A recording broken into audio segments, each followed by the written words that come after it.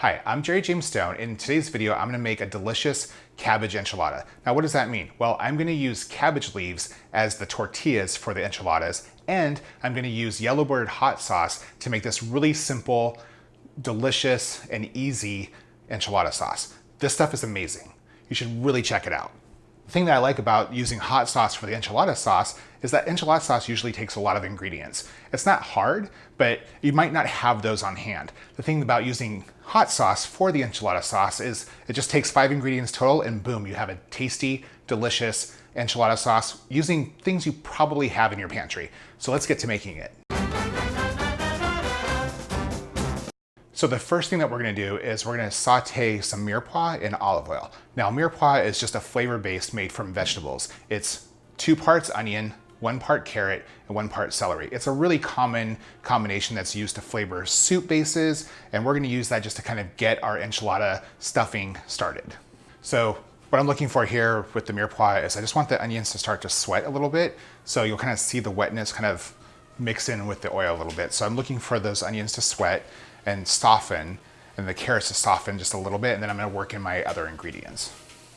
And I think you're gonna love these enchiladas because they have not only these delicious vegetables in the mirepoix base, but there's green chilies, there's riced cauliflower, there's riced broccoli, there's tempeh, which is a great protein source, there's white beans. They're gonna have so much flavor going on, they're just gonna be wonderful. Okay, so the next thing I'm gonna add in is my riced broccoli and the riced cauliflower.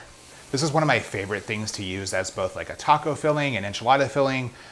It's just a really easy way to get more vegetables into your diet. And the thing that's wonderful about it is that, you know, when you add in the taco seasoning and the other flavorings, it almost kind of mimics that meat texture in a bit. So it's just really, really great for that. So one of the things that I really like to do as a vegetarian, so I've been a vegetarian since 1986, a very, very, very long time. And one of the things that I really love to do is layer proteins in whatever I'm eating. I just find it to be a lot more filling than like focusing on like a single protein. So for example, in this recipe, I'm using tempeh, which is soy-based. So if you had tofu, also soy-based. The difference is tofu is kind of like a cheese made from soy milk. Tempeh is actually fermented soybeans that are then made into a cake. So we're using tempeh, and we're also going to be using white beans. So I kind of like to double up on the proteins no matter what I'm making. So that could be putting quinoa, which is a complete protein, like one of the only like plant-based complete proteins, putting quinoa and, you know, tofu in something, or in this case tempeh and white beans. So our broccoli and cauliflower is cooking down. I just want to get as much of the moisture out as I possibly can. Okay, so I'm gonna add in our tomatoes. These are just a can of fire roasted tomatoes. And just regular old taco seasoning.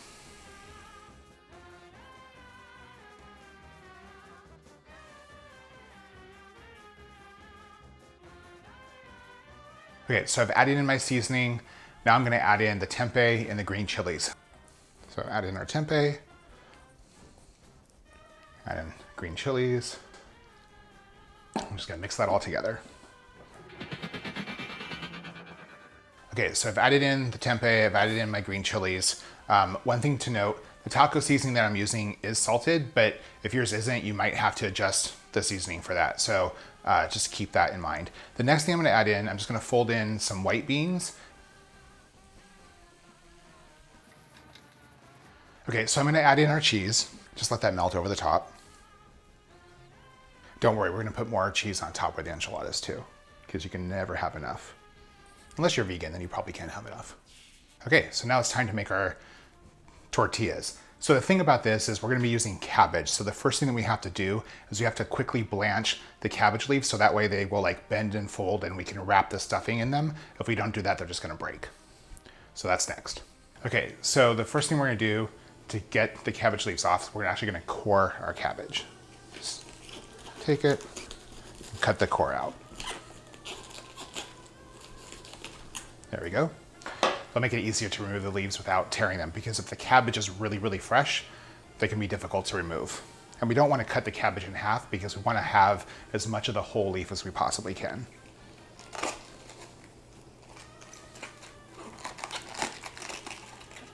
so I've disassembled the cabbage. We have our individual cabbage leaves here. So what I'm gonna do is I'm just gonna quickly blanch them, just like, 30 seconds to a minute each, just to get them to be pliable so I can bend them and work with them. But before I do that, there's one thing really important that you have to do before you do any of this. You gotta do the cabbage patch. Like, it's really important to do that before you do this step, just so you know. Okay, I'm just kidding. Like, let's blanch them.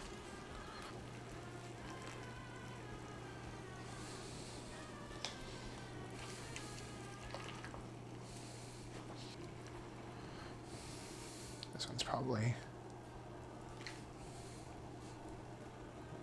yeah, almost there. You don't have to fully cook them because we're still gonna bake this after we assemble the enchiladas. Let's see if that one's ready. Okay, so one thing to look for when you're blanching the cabbage leaves is when they're ready and when they're done, you'll see that they have this really kind of nice, almost bright green lime color to them compared to the ones that have yet to be cooked.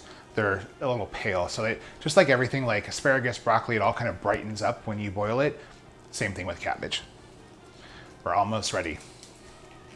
Just a few more to blanch.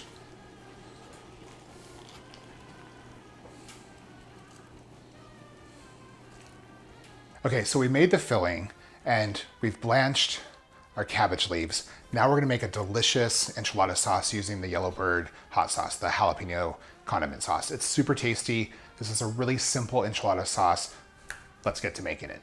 The first thing we're gonna start out with is a vegetable broth. So just go ahead and add that in. We're gonna add in some tomato paste. So next we're gonna add in our Yellowbird jalapeno sauce. And so here's the thing about hot sauce and turning it into an enchilada sauce.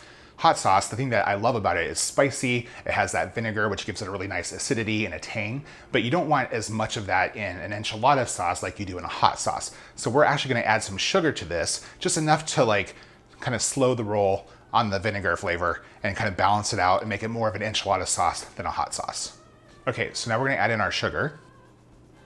So now I'm just gonna whisk those ingredients together and bring the mixture to like a low simmer over a medium-low heat. Once that starts to simmer, we're actually gonna use that liquid and we're just thickening it up with a little bit of flour. So I'm using this little kind of coily flat whisk, and this is actually one of my favorite whisking tools. Because it's flat, it scrapes everything that's on the bottom. The traditional shaped whisk is wonderful, especially if you're like whisking eggs. It really works well with things that have a sort of consistent viscosity. But if you really need to mix ingredients together that are sort of different in that sense, this is just really great for like getting everything incorporated.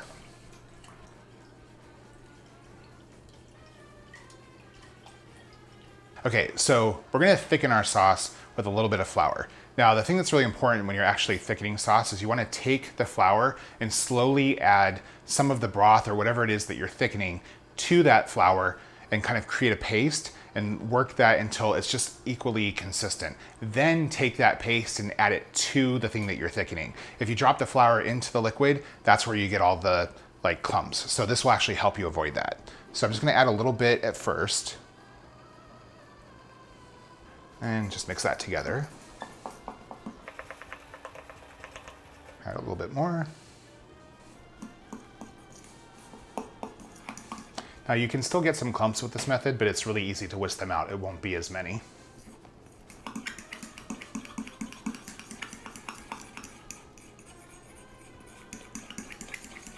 Yeah, it looks really disgusting, but it works well.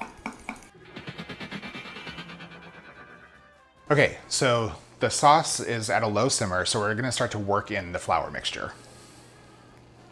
Like I said, I'm gonna use my flat little whisk here. It's important to whisk it while you're adding in the flour stuff.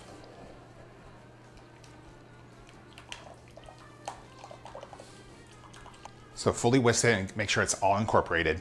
And then you're gonna bring it up to more of a roaring simmer because you really wanna make sure that you cook that flour. If you don't, it's gonna kind of have like this doughy taste to it. So you wanna let it cook for at least a couple minutes at a roaring simmer, and then it'll be nice and thick and ready to go.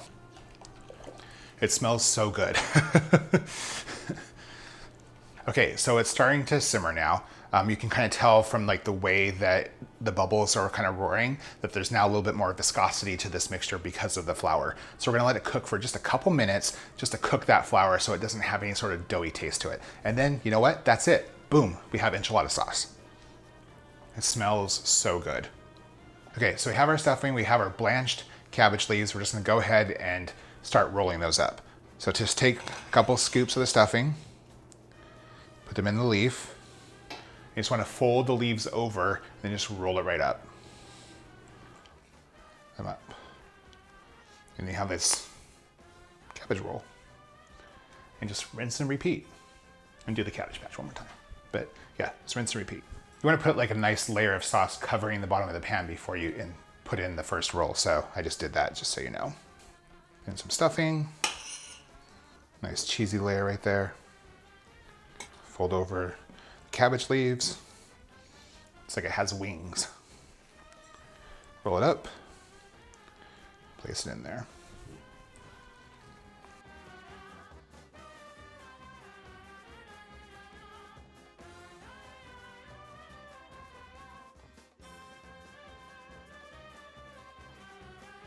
So the pan is now filled with all of our cabbage enchiladas. We're gonna top it off with that Yellowbird enchilada sauce. Just pour a little bit over the top.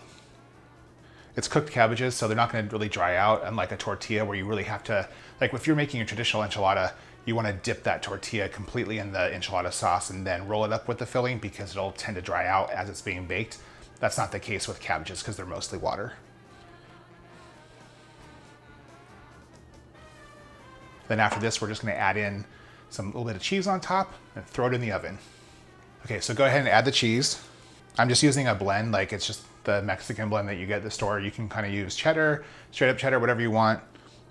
Okay, so we're gonna throw this in the oven and bake it for about 20 to 25 minutes at 375 degrees. Let's do it.